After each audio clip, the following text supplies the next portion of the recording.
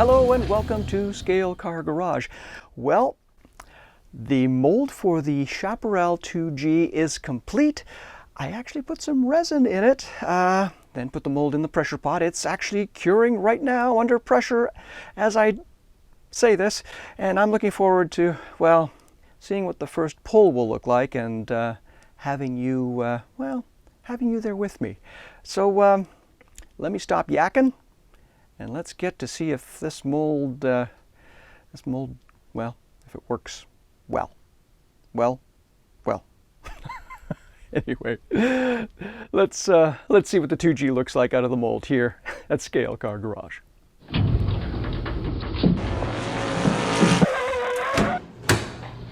All right, so here we are. Here's our pressure pot. It is under pressure, and the first step is to, well, release the pressure. So let's do that right now.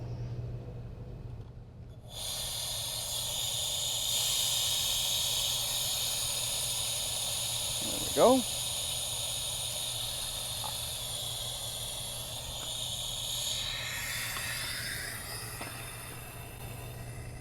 Okay, and now let's take the top off.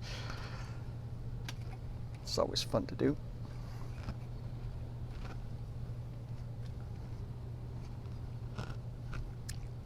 Go.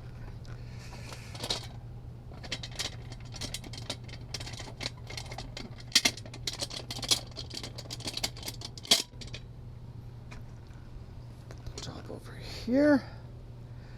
And let's take out the mold. And as you can see, well, so far so good. Always a little bit of leakage along the sides here, but well, let's put it on the bench and see what our first pull is like. All right, folks. I know it doesn't look like much. It looks like some sort of piece of pink. It's a pink brick. There we go. Anyway, this is the 2E. Excuse me while I put my glasses on, and we're going to open it up. Now, the first stage or step that I do when I open up mold, especially for the first time, is to be very careful in how I'm going to separate the two parts. And what I try to do is just take my time and get some air literally between the two bits, like that. You can see I can just, and that's the great thing about a silicone mold. You can see how flexible it is, and that hopefully will help with our undercuts. Now, what I'm hoping for is that I put enough resin in the mold, which I think I did because it seems to have overflowed a wee bit, which hopefully will negate or reduce the likelihood of any bubbles or gaps in the output. So, okay, let's try and take out the interior or mold here carefully. Well, there you can see, let me just put this down here before we take the body out here. You can see how there's quite a bit of flash, but that's okay. One of the easiest ways to take flash off your mold is actually using a pair of tweezers, and I find that to be quite nice. And what I like using are these tweezers that have sort of a rounded edge to them, so when you pick off things off the silicone, it doesn't hurt the silicone. There you go, doesn't hurt the silicone. Of course, you get static electricity that really helps very, very thin pieces of resin want to stick to this mold. So as you can see, we've got some flash here. So let's take the flash off first. And what I usually do is I will put the mold on a flat surface, like so. Take my rounded tweezers and just go underneath like this. You can see. And very carefully lift off the flash. And there it is. It goes off as one big piece. It's pretty smooth. You know, I'm sure somebody like Frank Peter could make this into something spectacular. Well, I'm afraid I'm not that talented. So, let's continue here. Here we go. Now, if you can please watch Steve Neal's channel. Steve is a professional mold maker. I'm an amateur. His molds are incredible. I mean, he basically gets them to work perfectly from the first get-go, which is the sign of someone who is a professional and knows exactly what they are doing. I have to admit that, you know, I'm surprised Vegas odd makers haven't started betting on whether my molds will work or not. There's an idea. Something to think about. I mean, if you bet on Canadian football, why not bet on this? I digress. Anyway, let's take a look here. Okay. Well, here's, just trying to get it out, and let's see how this, whoa! Okay, we have some flash.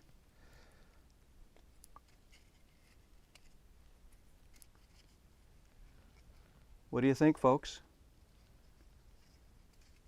Wow. We have a Chaparral 2G. What do you think about that? You know, I have to say, and this is for Frank and for Dennis, I had to do the first pull in white because that's the color of the Chaparral. They were all white and beautiful cars. But you know what, folks? I think we have a 2G. A little bit of flash to trim off, but well, for those of you who bet that this would work, congratulations. I was one of those, by the way, who bet that this would work, and I'm really pleased. Very, very pleased. What a beautiful little slot car this will make.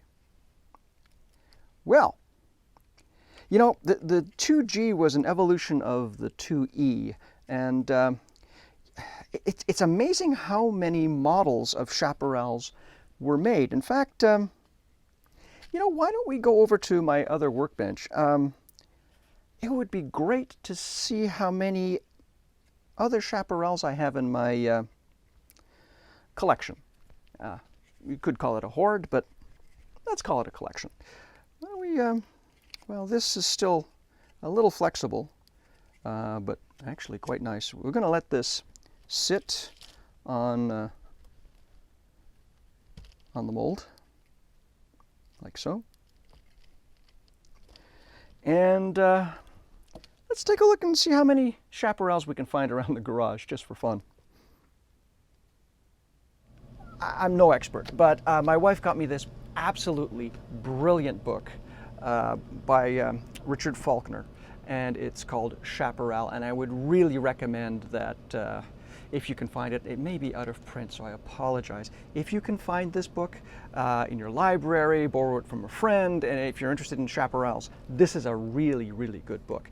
And there are some great stories. Now, I have admittedly read this quite a while ago, but so forgive me if my memory fails me a wee bit, but there are some really interesting things, and let me show you. I actually made a little sort of note of them using these wee sticky tapes. So if you take a look, the very first Chaparral, which I think is right here we go, and you can see that it's not very Chaparral looking, is it? Do you see? Take a look at that. Yeah. Front engined, really high nose. Well, the wheels look like mag wheels. If you saw it, you'd never really think that this was a Chaparral if you know any of the other Chaparrals.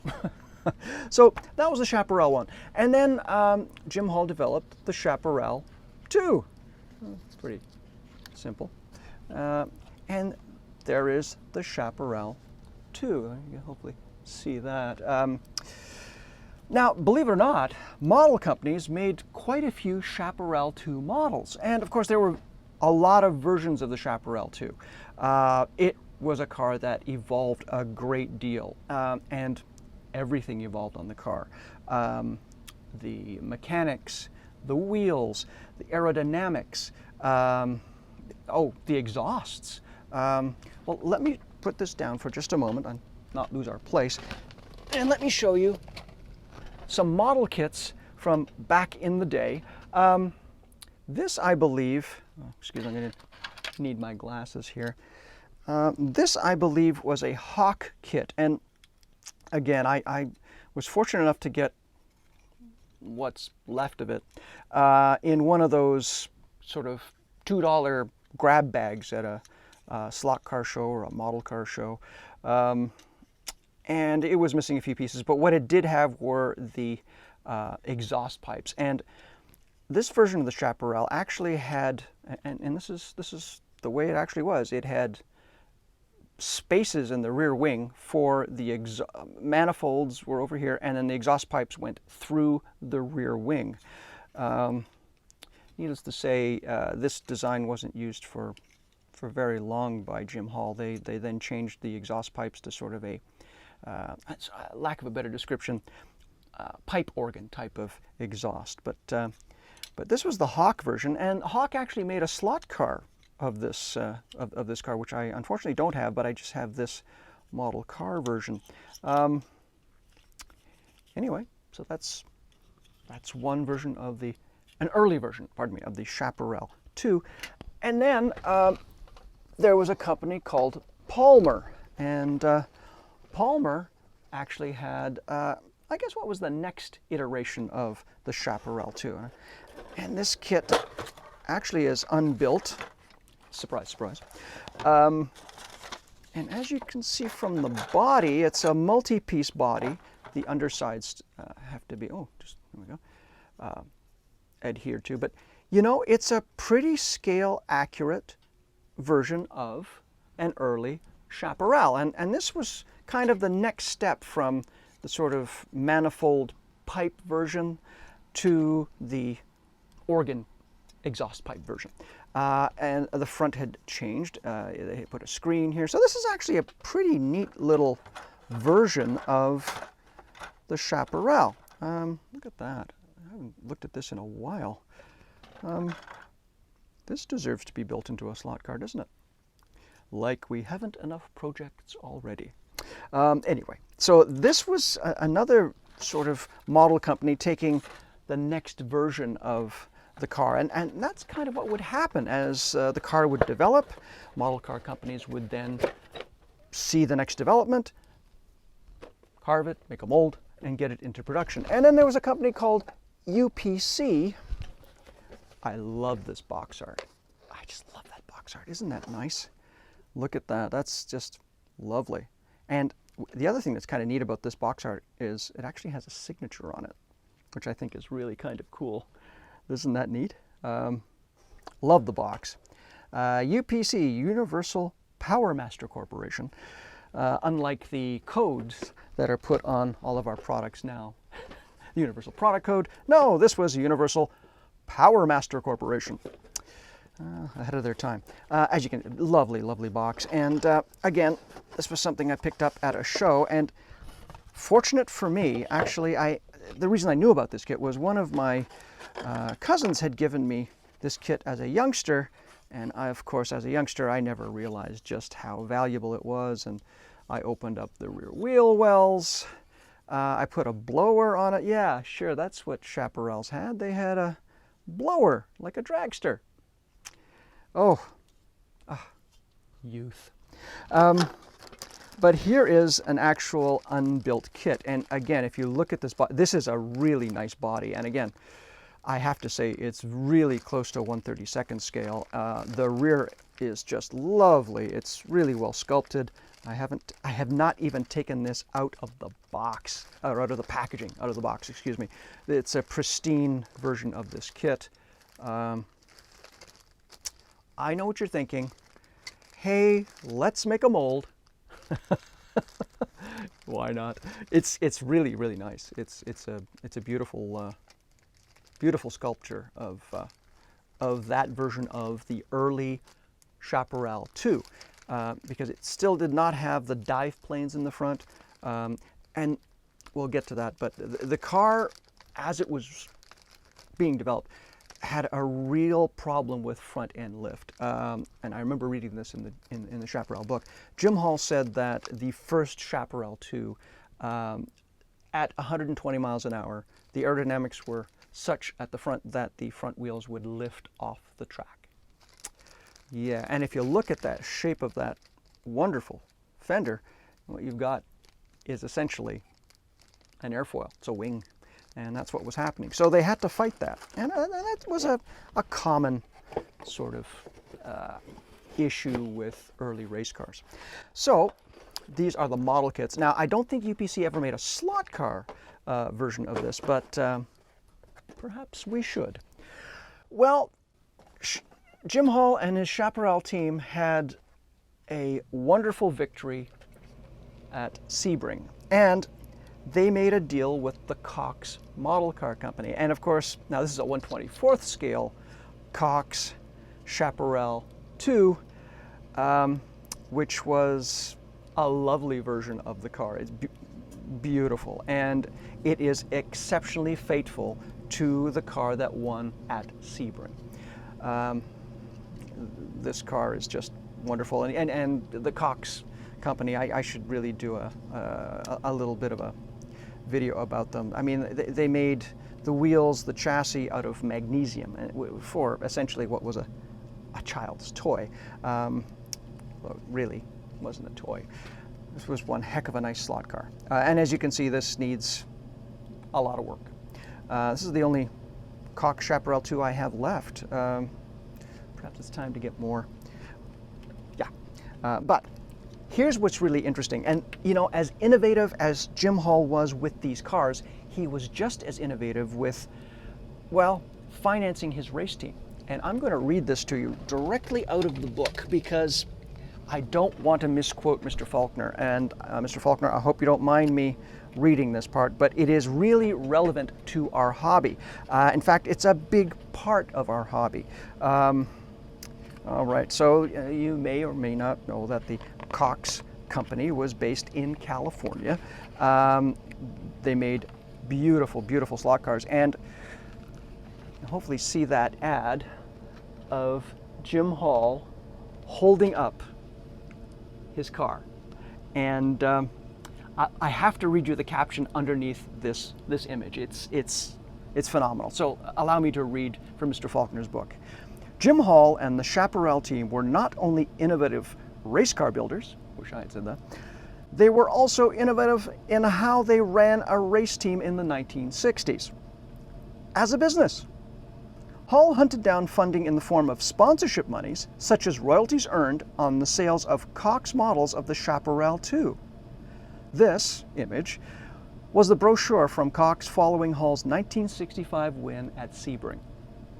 Now, in Mr. Hall's own words, talking in 1992, Jim Hall was completely upfront about the way the business was structured. For example, early sponsorship came from the Cox Model Company, which helped fund the competition expenses and then created its own line of Chaparral models. Cox management has since told the author that it contributed only a paltry sum to Chaparral. Jim Hall was pleased to disagree. I love this. That deal wasn't bad.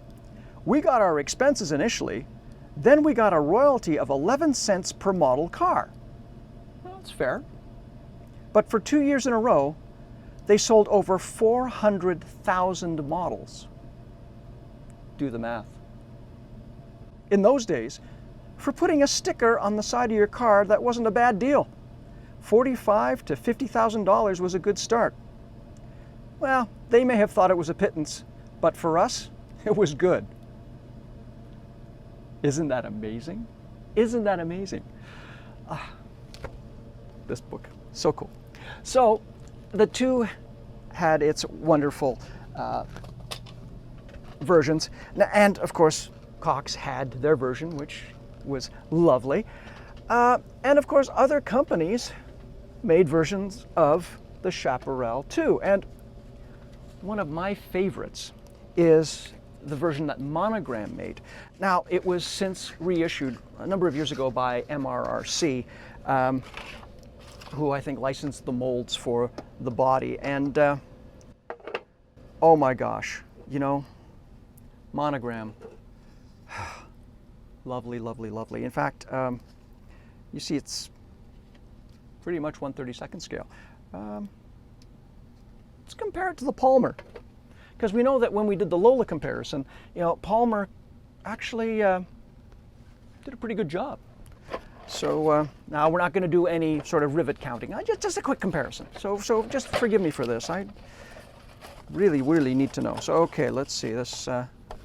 Here's the Palmer version. Okay, and well,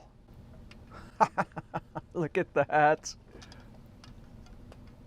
Kudos to Monogram and kudos to Palmer. Now, what was really interesting about the Chaparrals too is Jim Hall was working with Firestone as well on tire technology, and they were just developing wider and wider tires. And because the Chaparral 2 was made of fiberglass, it was really easy to adapt the body to wider tires. And this version of the Chaparral 2, which already had what they call dive planes, what we would call spoilers, or maybe a front splitter, people call them different things, this earlier version didn't have. And as a result, would have a narrower rear end because the tire development of wider tires hadn't happened until this version of the 2 that had the dive planes and so forth. So this version of the Monogram car is really quite accurate. Okay, all right. Enough of the rivet counting. My apologies here. I can't help it. I just get so excited about this. But a beautiful version of the Chaparral 2. Now, MRRC, unfortunately, I mean, first of all, thank you, MRRC, for reissuing this, but unfortunately, they mislabeled the car as the 2C. That's technically not correct. The 2C actually had a movable rear wing. This was the Chaparral 2. All right, so just want to say that. But thank you. Thank you, MRRC. Lovely car. So that is another version of 1/32 scale Chaparral 2s. Now, the next sort of development of Chaparrals, you know, Chaparral was not only involved in racing in North America and sports car racing, they were also involved in endurance racing. And the car that they developed to do endurance racing was the 2D. And an earlier version of the 2D was issued by Monogram, and this, Monogram again, this car is, believe it or not, an actual, real first issuance of the car. This was actually given to me by one of my teachers, I'll never forget, in public school, because he knew that I was a huge race car fan. Anyway, I'll never forget it. And we put it together. It was really cool. And I never glued the body on the chassis because I really liked the driver inside. And let's see if I can actually get this open here. I'll be very careful, I promise. Here we go.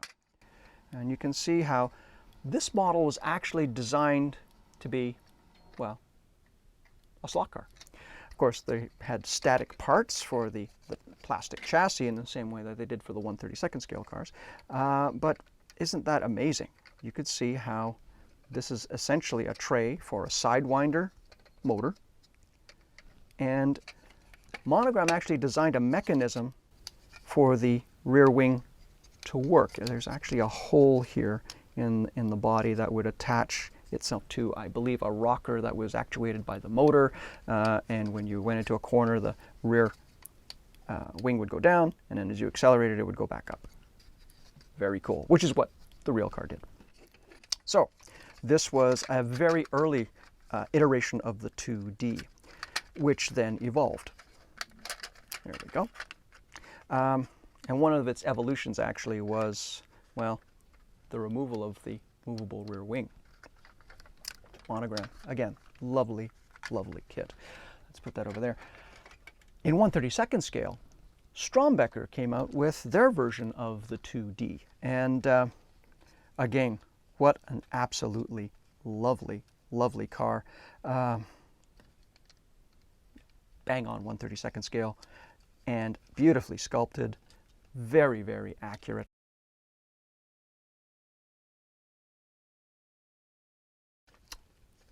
Beautiful, beautiful car.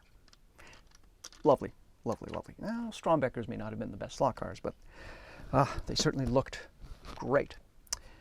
The next sort of iteration of the Chaparral endurance car, well, actually, let's go alphabetically. So this was the 2D. The next car they developed was the 2E. And thankfully, Slot.it made an absolutely lovely 2E. It is beautiful, breathtakingly beautiful in 1/32nd scale. As you can see, I've never actually even put this on the track yet because it's just, I look at it. I do.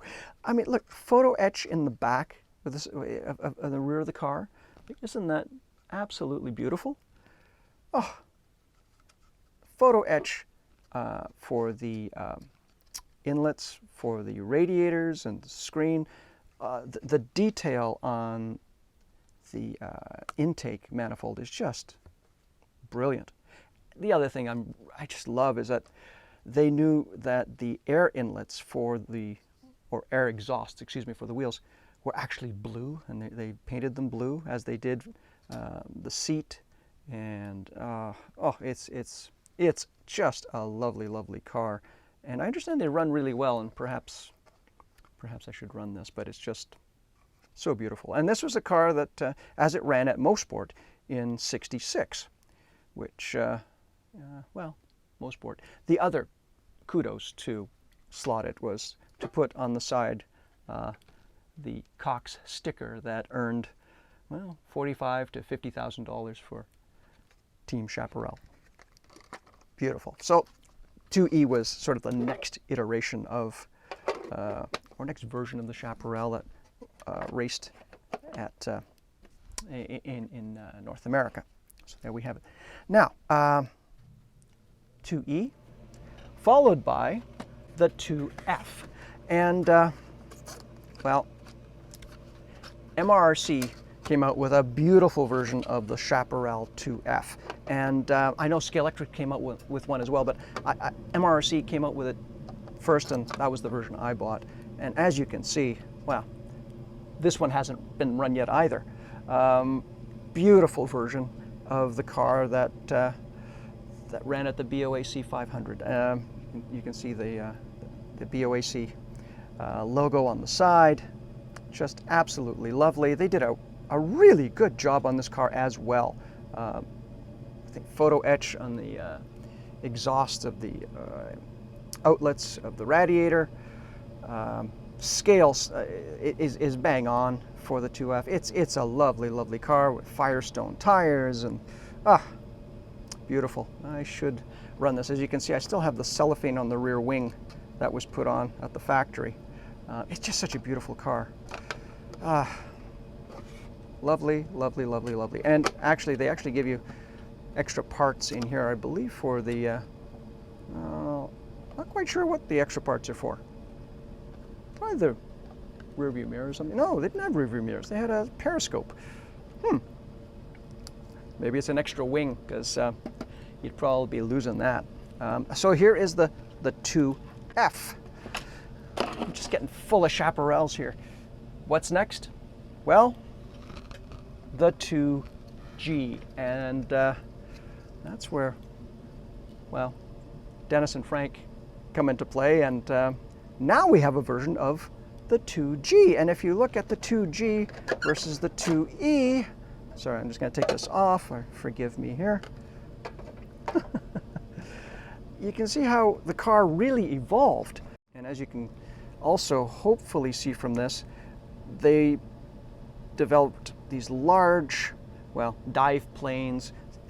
Even in the book, Mr. Hall, I think, called them whiskers at one point for the Chaparral 2, but anyway, but they needed more downforce, and that's what they did. And the other thing that happened from the 2E to the 2G, tire development, the tires got wider not only on the rear but also on the front, so the car just kept getting wider and wider and wider, to the point where the rear almost looked like it had, well, truck fenders attached to it.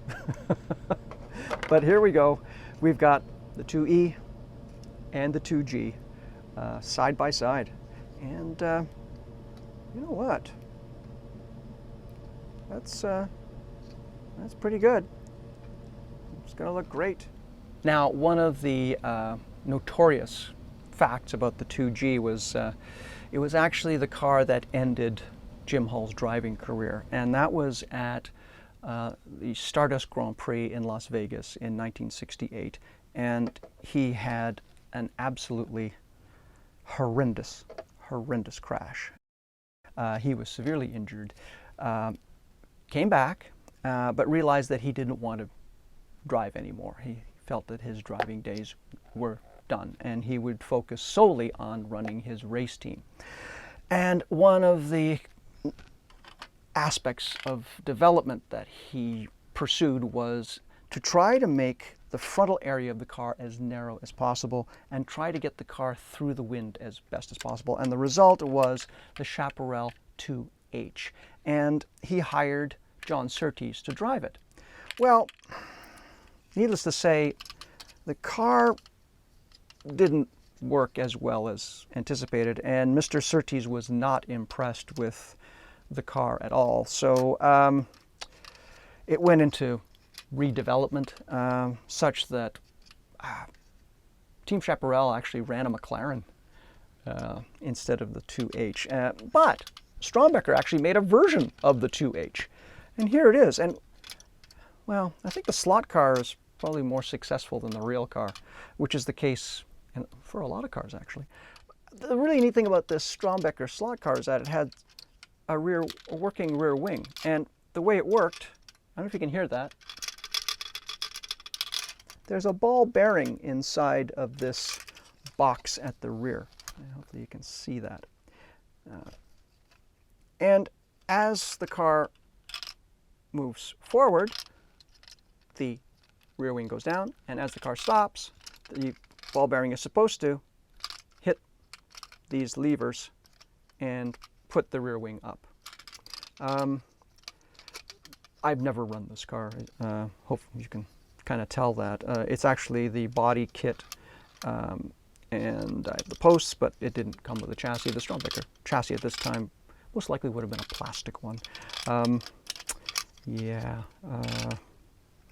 not a successful car on the track, and I'm really not quite sure if it would be successful on a slot car track either. But kudos to Strombecker for creating the first slot car that could also be used as a maraca. The Chaparrals that, well, if you don't have, you could probably get. Certainly can get a 2G.